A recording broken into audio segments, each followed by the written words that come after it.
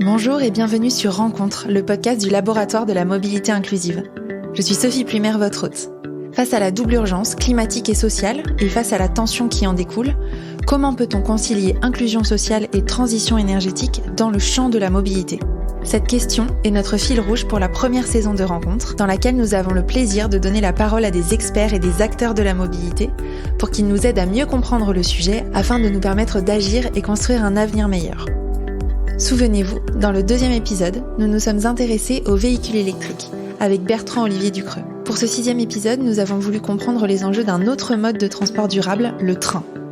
Pour cela, nous avons invité Michaël Lemarchand, qui est le directeur de l'engagement social, territorial et environnemental de la SNCF. Auprès de Michaël, nous avons exploré leur vision de notre problématique.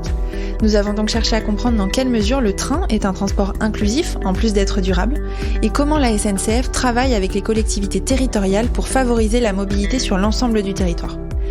Cet épisode, il pourrait presque être une synthèse de notre saison tellement il est riche et complet. Michaël est pédagogue, il fait vraiment ressortir à quel point, lui, à titre personnel et à la SNCF de manière générale, ils sont conscients du rôle à jouer pour construire une société en mouvement, solidaire et durable. J'espère que vous prendrez plaisir à écouter ma conversation avec Michaël Lemarchand. Je vous souhaite une bonne écoute et je vous donne rendez-vous en fin d'épisode pour faire le point sur les apprentissages de cet échange.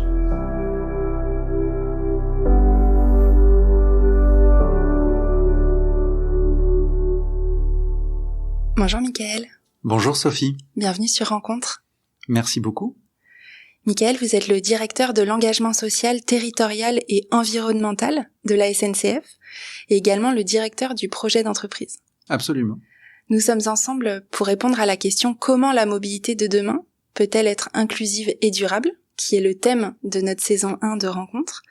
Et après avoir interrogé des chercheurs, des experts de la mobilité et de l'inclusion sociale, nous avions à cœur avec les équipes du LMI de recueillir la vision de la SNCF, qui est bien sûr un acteur clé de la mobilité durable en France.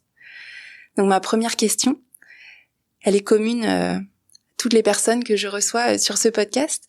Quel est votre point de vue, vous Michaël, et peut-être le point de vue de la SNCF, sur la capacité de la société à lier les enjeux environnementaux et sociaux ? Merci pour cette première question parce que les enjeux environnementaux et sociaux sont intimement liés, indépendamment de la capacité de la société, mais je vais y répondre, à réussir à les lier ou pas. La crise environnementale que l'on connaît aujourd'hui et dont on voit les effets, elle est globale, elle concerne absolument toute l'humanité, mais pour autant, elle révèle ou elle cache des inégalités. Inégalités dans notre rôle que nous jouons, nous, individus, dans cette crise elle-même environnementale. On a tous un bilan carbone, mais on n'a pas tous le même bilan carbone.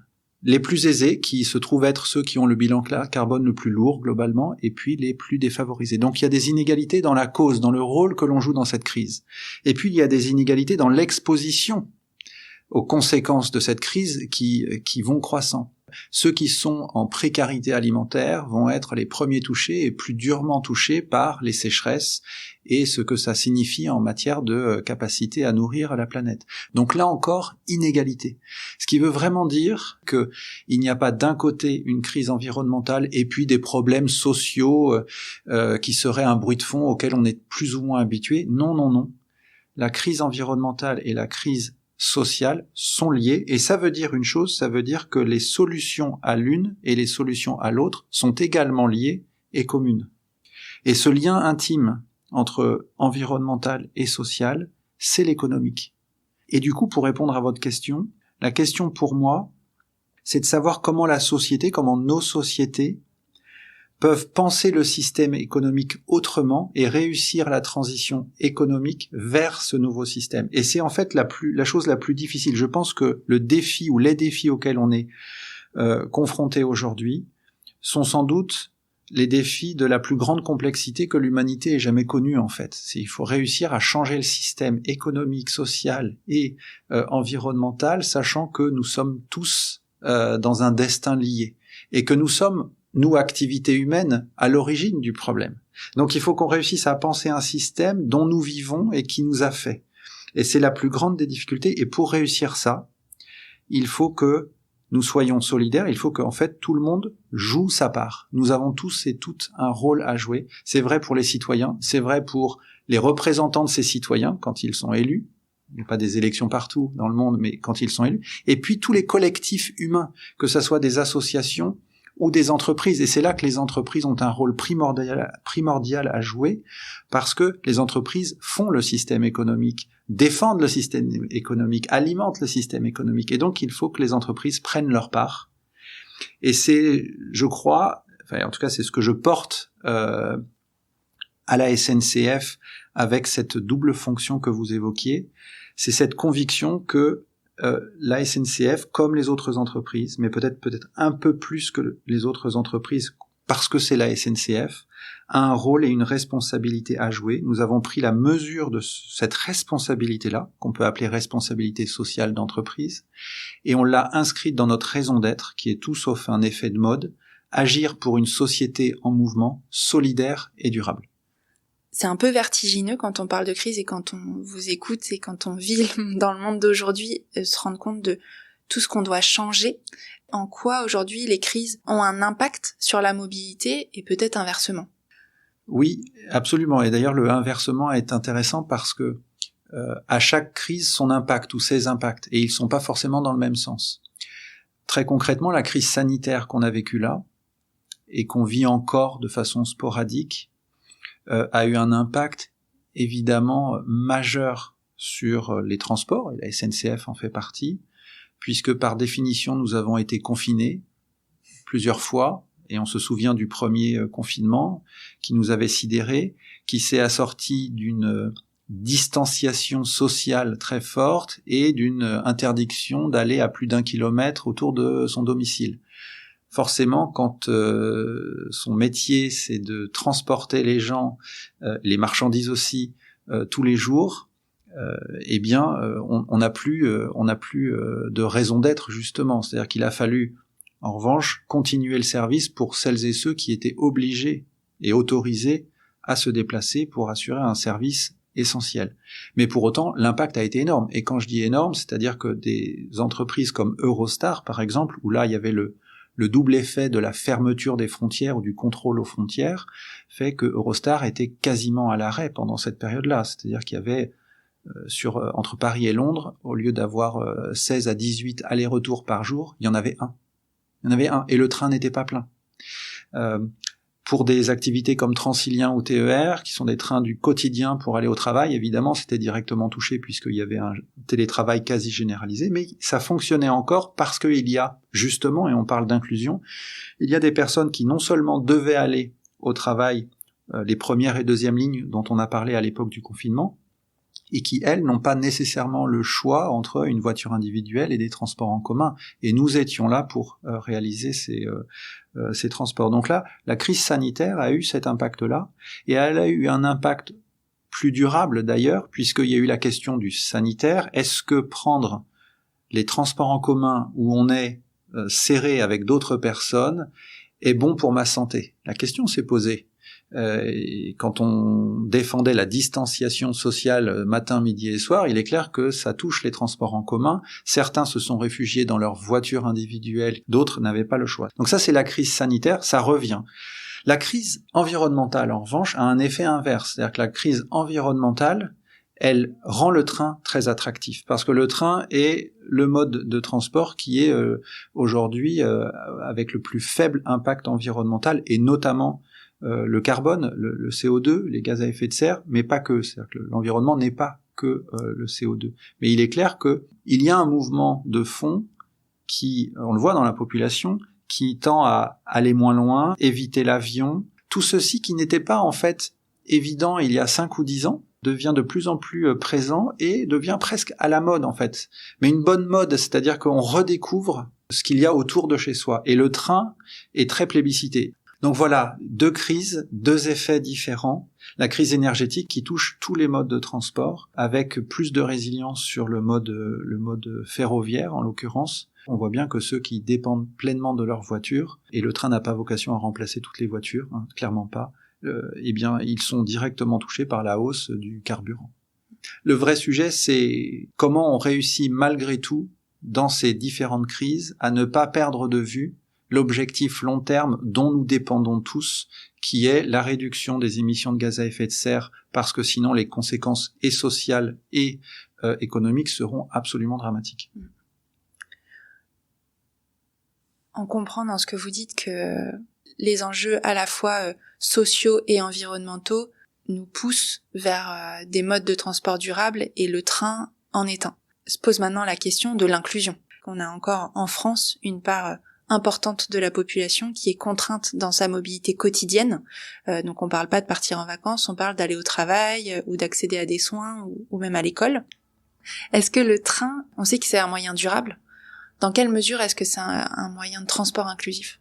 Il est bien parti, le train, par nature, parce que c'est un transport collectif. Dans le train, on retrouve tout le monde. On peut côtoyer des gens qui ne nous ressemblent pas, qui n'ont pas la même histoire, qui n'ont pas les mêmes origines, ni sociales, ni géographiques, ni culturelles, qui n'ont pas le même pouvoir d'achat, et pourtant on se retrouve tous dans le même train. En soi, ça c'est quelque chose de très fort. C'est un des rares endroits, d'ailleurs, le train et la gare, où on peut se retrouver comme ça et brasser l'ensemble de la société. Je trouve que c'est voilà, ça ne doit pas passer inaperçu, et je pense que ça me tient à cœur personnellement, et je crois que je ne suis évidemment pas le seul. Je crois que ça tient à cœur beaucoup de cheminots, que de savoir que nous œuvrons à ce brassage et cette solidarité, ces rencontres entre des gens qui ne se rencontreraient probablement pas autrement. Donc ça, c'est un point très important. Pour autant, il faut pas se dire que ça y est, le boulot est fait, on est inclusif à 100%. C'est pas vrai. C'est pour ça qu'il faut travailler notamment sur les prix, par exemple. Il y a des freins à l'accès au train, il y a des freins à l'accès au transport collectif, et il faut travailler à ces obstacles, à ces freins, pour pouvoir être le plus inclusif possible. C'est pour ça qu'en fait, on travaille pas vraiment sur l'inclusion en tant que telle, on travaille sur l'exclusion. Qu'est-ce qui fait que certaines personnes se sentent ou sont de facto exclues de la mobilité, et il faut y travailler.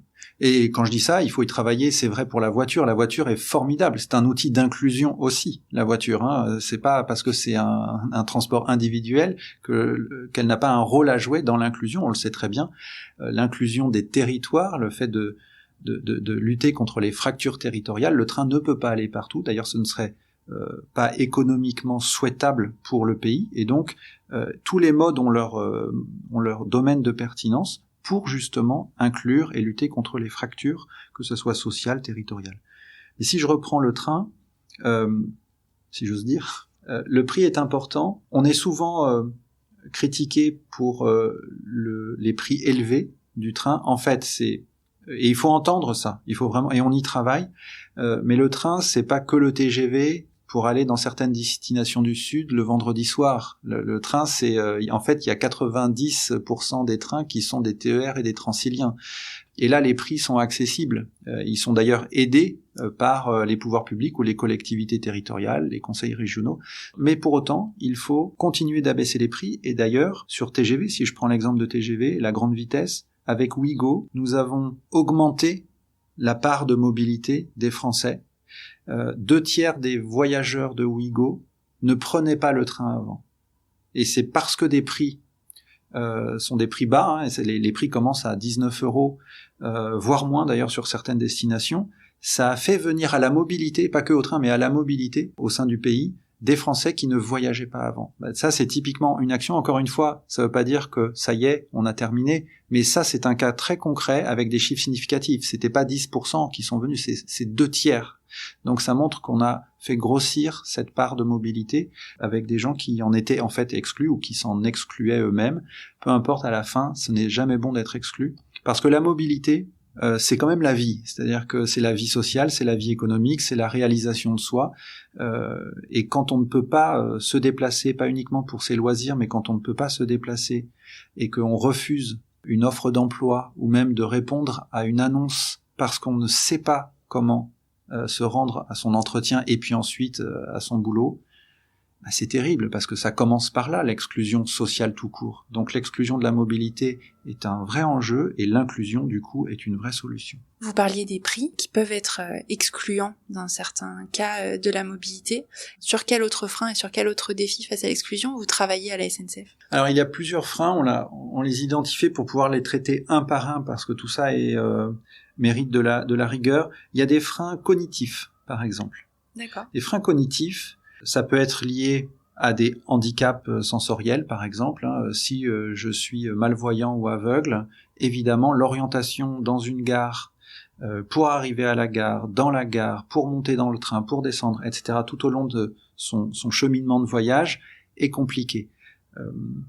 Ça commence d'ailleurs avec l'accès à une application ou un site internet. Si ce site internet ou cette application n'est pas conçu pour des personnes malvoyantes, alors on les exclut non seulement du transport mais du digital. Donc là aussi c'est une fracture à laquelle on doit s'attaquer. Donc il y a des freins cognitifs et donc ça c'est très important de voir aussi comment on fait de la signalétique dans les gares par exemple.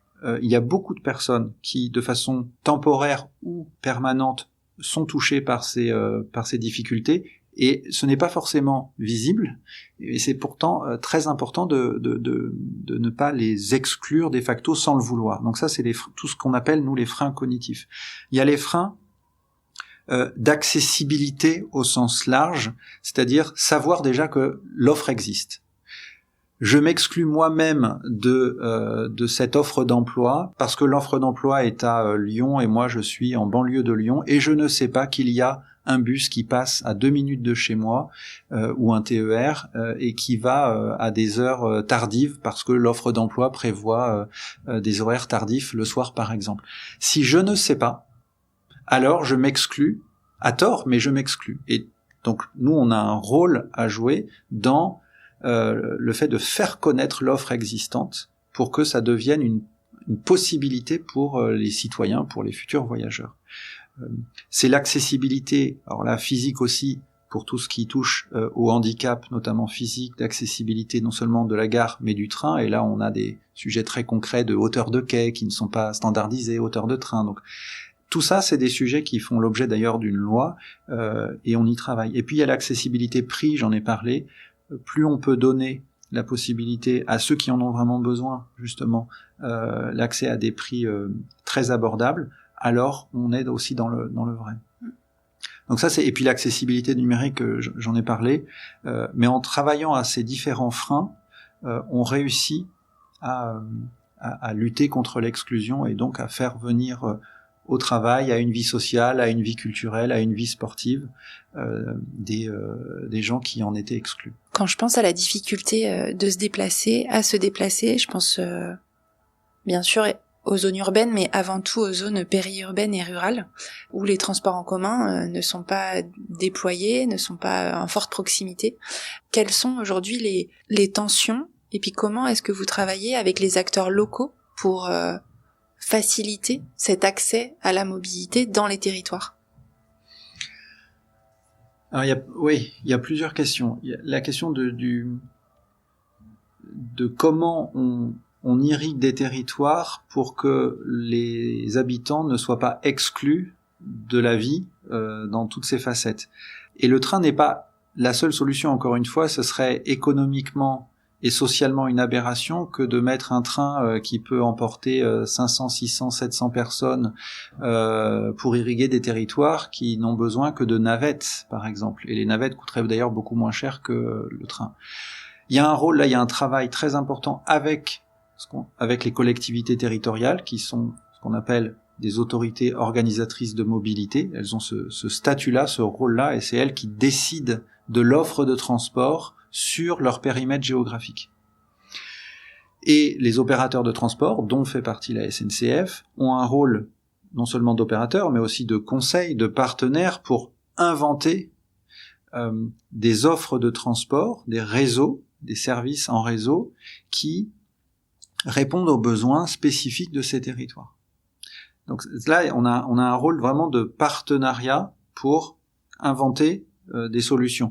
Dès l'instant où l'autorité organisatrice, la collectivité territoriale, décide de le faire. Parce que forcément, et ça c'est le rôle difficile du politique, la collectivité territoriale a un budget, et elle a un budget pour ses différents portefeuilles, et elle doit faire des choix, des arbitrages budgétaires, et quelle est la valeur que l'on attache au transport en commun, et faut-il que ce soit des transports en commun par rapport à une voiture individuelle, sachant toutes les difficultés, contraintes et puis aspects négatifs que la voiture individuelle, surtout quand elle est à essence ou diesel, a pour justement le territoire en termes de pollution, d'empreinte au sol, de coûts d'entretien des routes, enfin bref, tout ce qui va avec.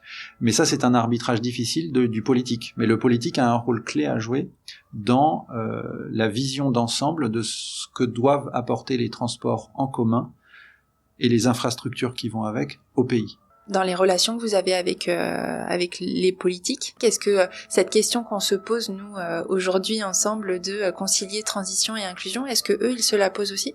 Ah oui, ils se la posent. Alors je suis pas le mieux placé pour répondre à leur place, bien mais en travaillant avec les collectivités territoriales, il est clair que leur préoccupation c'est la vitalité de leur territoire. Et donc la vitalité, ça veut dire est-ce que des entreprises vont pouvoir venir s'installer pour pouvoir créer de l'emploi?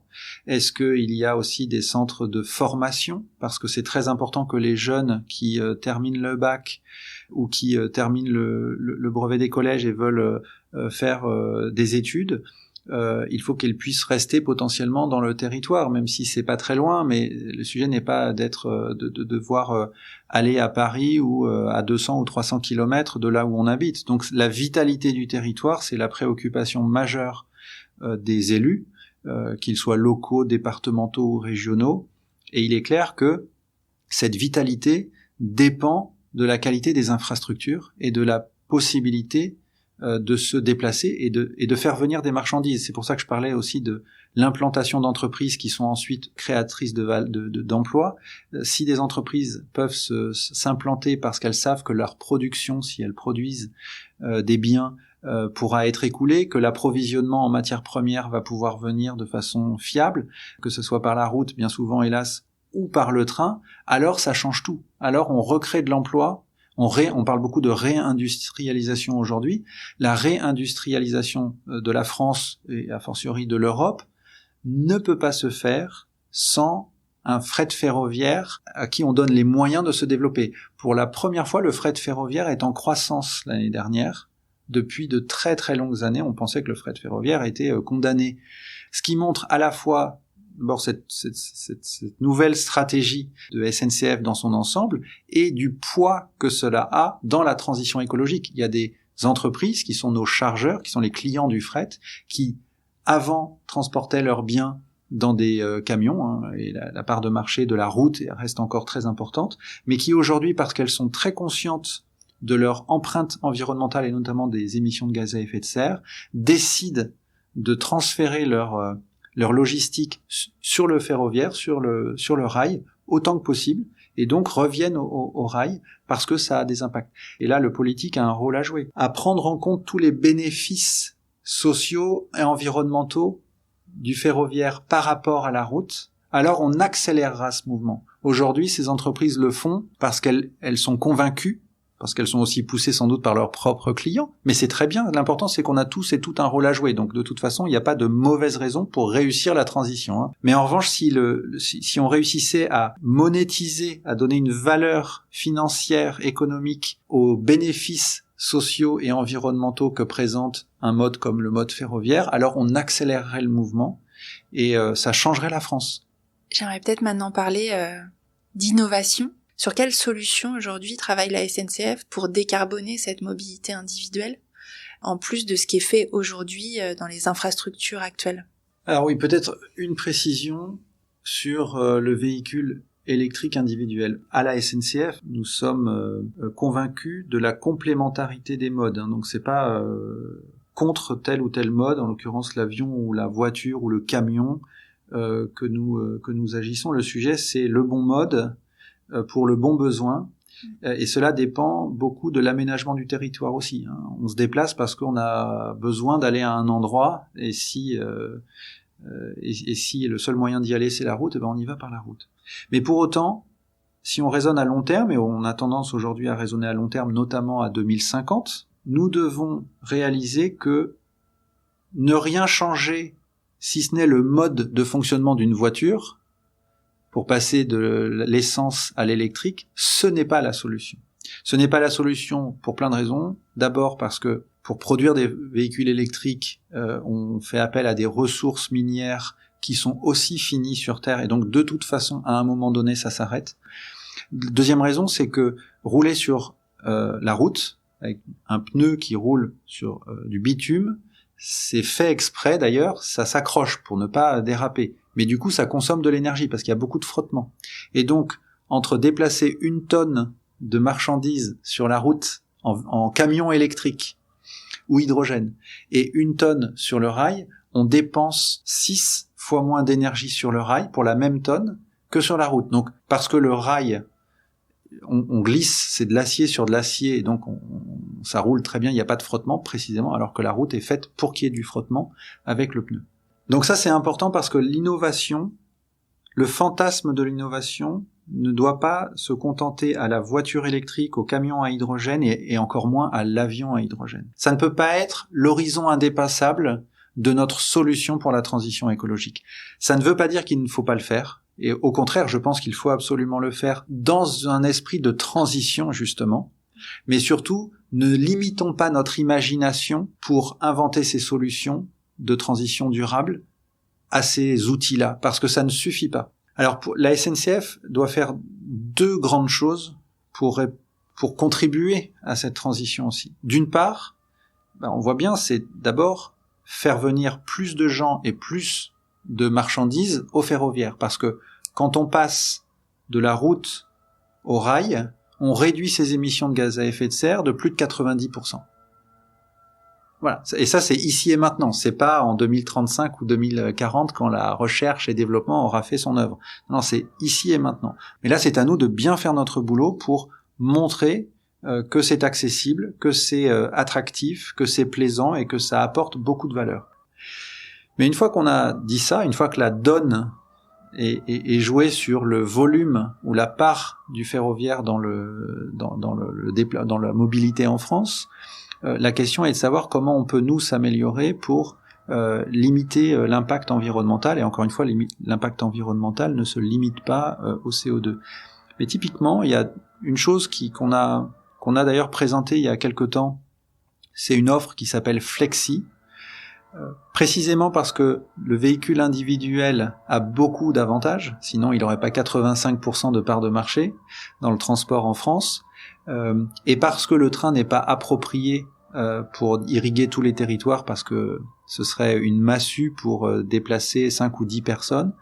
On travaille et c'est un prototype qui existe déjà, à un véhicule qui est à la fois routier et ferroviaire. C'est un petit véhicule électrique qui peut emprunter une route et qui peut ensuite emprunter aussi des rails qui ne sont pas utilisés par des trains. Et donc c'est une façon de bien utiliser des rails qui existent et qui vont de centre-ville à centre-ville, et notamment dans les territoires ruraux, avec un véhicule qui du coup est guidé sur des rails et qui va très vite en fait.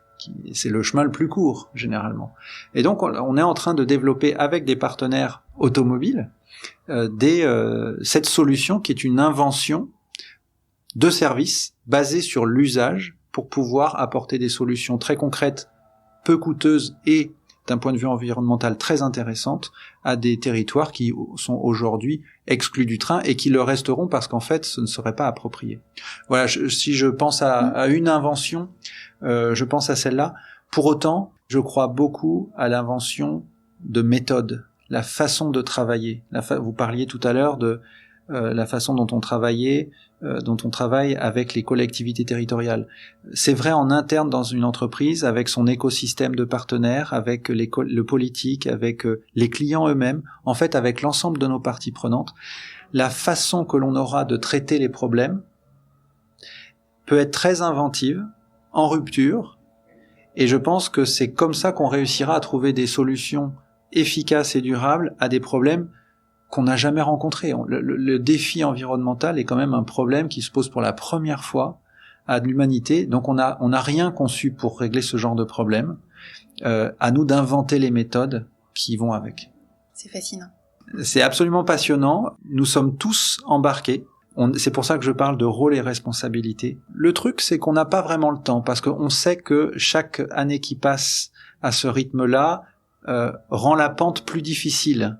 Et pourtant, on n'y échappera pas. Et donc, il faut s'y mettre maintenant. Sortir du manichéisme. Il ne s'agit pas de désigner ceux qui ont des bons points et ceux qui sont des mauvais élèves. Il faut en revanche encourager les bons élèves et encourager les bons élèves à tendre la main aux mauvais élèves et aux mauvais élèves à leur dire que franchement, ils peuvent pas continuer comme ça. Mais globalement, on est tous solidaires et c'est pour ça qu'il faut se penser en réseau et ne pas se dire qu'il y aura des vainqueurs solitaires. Moi, ce que je dis, c'est qu'il n'y aura pas de vainqueurs solitaires dans cette histoire et que c'est assez irresponsable quand telle ou telle entreprise dit que ça y est, elle est neutre carbone en 2025 ou 2030.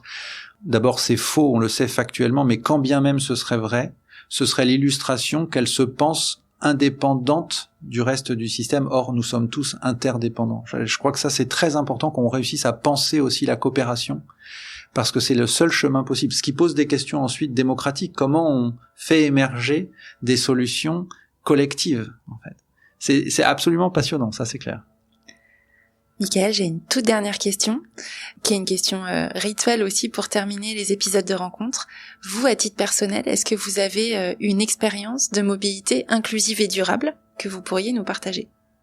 Oui, j'ai une chose qui me vient à l'esprit quand vous me posez cette question. Je vais très souvent dans les régions, sur le terrain, et j'ai été frappé il y a quelques mois quand je suis allé au PIMS de Garches-Sarcelles. PIMS, nous sommes partenaires, la SNCF est partenaire de l'Union nationale des PIMS, c'est les points d'information multimodaux et de services. Aujourd'hui, France Service s'appuie beaucoup sur les PIMS pour déployer le réseau France Service. Et c'est un service de proximité pour faciliter l'accès aux services publics, dont le transport. Et donc j'étais avec des gens de mon équipe au PIMS de Garches-Sarcelles, qui est juste à côté de la gare, qui est vraiment attenant à la gare de Garches-Sarcelles. Et en discutant avec les gens qui étaient là, j'ai découvert que certains d'entre eux à qui je parlais n'étaient jamais allés à Paris. Et pourtant, le train part toutes les 3 ou 4 minutes. Enfin, c'est facile. Il y a des tarifs sociaux pour ceux qui n'ont pas les moyens. Ça peut être quasiment gratuit. Enfin, et pourtant, j'étais en face de gens et je discutais avec des gens qui n'étaient jamais allés à Paris. Et là, j'ai pris un choc parce que je me suis dit qu'on avait encore beaucoup à faire. Et je me suis dit que, alors même qu'on pense que le train est quand même le mode le plus populaire, et le RER, le train de banlieue, ben en fait, c'est peut-être vrai, mais c'est pas vrai pour tout le monde. Il y a des gens qui se sentent exclus ou qui s'excluent de ça. Moi, ça m'a donné encore plus d'envie de travailler à ces sujets-là, parce que on n'aura pas fini notre mise en mouvement de la société solidaire et durable tant que des gens à 10 km ne profiteront pas d'aller à Paris, parce que c'est vrai pour les loisirs, mais c'est vrai pour aller chercher un boulot, c'est vrai pour la vie en général. Là, j'ai pris un choc. Donc il faut pas sous-estimer l'exclusion qu'on ne voit pas et re-questionner et aller sur le terrain. Voilà, ça c'est vraiment une des choses qui m'a marqué ces derniers mois quand je suis allé sur le terrain. Merci beaucoup, Mickaël. Merci de votre invitation. Et bon travail alors pour la suite. Merci à vous aussi. Merci. J'espère que cet épisode avec Mickaël Lemarchand a nourri votre réflexion sur la question de la mobilité durable et inclusive. L'épisode est dense et nous abordons des notions parfois complexes qui nécessitent de prendre un pas de recul. Donc dans cette dernière partie du podcast, je vous partage les 3 éléments qui ont fait avancer ma réflexion sur la question de la mobilité inclusive et durable. Je vous invite vous aussi, chez vous, à prendre quelques minutes pour identifier ce que vous retenez après cette écoute. Pour démarrer, à la question « Le train est-il un mode de transport inclusif ?», je retiens la réponse de Mickaël « Oui, mais on doit encore aller plus loin ». J'ai noté les sujets sur lesquels la SNCF travaille pour lever les freins à l'accès au train. Je vous les rappelle ici. Le tarif, bien sûr, mais aussi les freins cognitifs, les freins d'accessibilité, qu'ils soient physiques ou numériques, et aussi tout le travail d'information pour faire connaître les services de mobilité existants. Ensuite, j'ai été marquée par les explications de Michael sur les préoccupations des collectivités territoriales. Leur priorité est bien la vitalité des territoires. Cela passe par exemple par faciliter l'implantation des entreprises ou le développement de centres de formation. Et pour arriver à cela, la qualité des infrastructures de mobilité est une des clés. Donc bien sûr, les collectivités territoriales et plus globalement les décideurs politiques et publics sont eux aussi contraints dans leur budget et doivent parfois faire des choix. Michael nous a aussi expliqué à plusieurs reprises que le train n'est pas la solution à tout et qu'il s'agit surtout d'identifier le meilleur moyen de transport pour chaque besoin et dans chaque territoire. Et la voiture peut parfois être le meilleur moyen. Enfin, le dernier point que j'avais envie de souligner ici sont les pistes d'action et de réflexion que nous apporte Michael pour agir sur une mobilité individuelle plus durable. Il nous a parlé d'innovation technologique pour décarboner les moyens de transport, ainsi que sur nos manières de travailler aux solutions en collectif, en réseau. Pour clore cet épisode, je retiens donc une phrase qui j'espère résonnera aussi pour vous. Il n'y aura pas de vainqueur solitaire. Nous sommes tous confrontés à des problématiques inédites et nous réussirons à trouver des solutions ensemble. Je vous laisse méditer sur cette idée, je vous remercie pour votre écoute et je vous retrouve très vite pour un nouvel épisode de Rencontre. À bientôt!